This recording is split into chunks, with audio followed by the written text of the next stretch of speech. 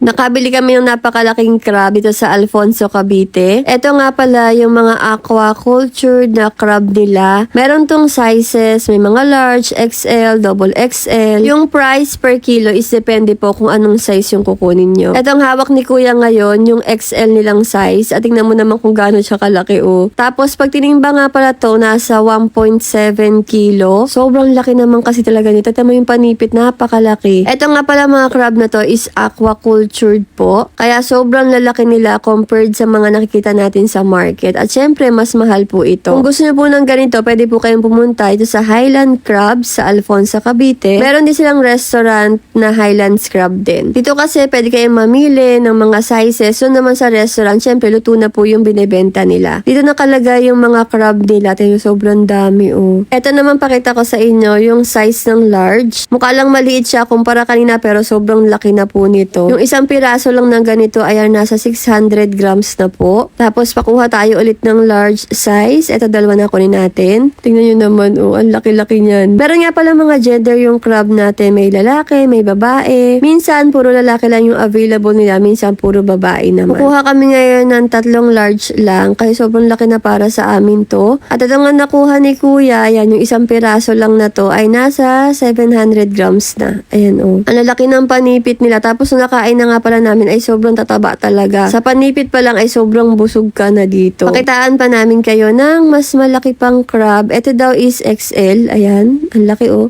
Nasakop na niya yung buong lagayan. Tapos isang isa is XL din to. Ayan. Mas malaki to. Tingnan nyo naman panipit. Sobrang laki. Kaya kung nagkikrave kayo sa crab, naghahanap kayo ng malaki, matabang crab, dito try nyo dito sa ating Highlands Crab.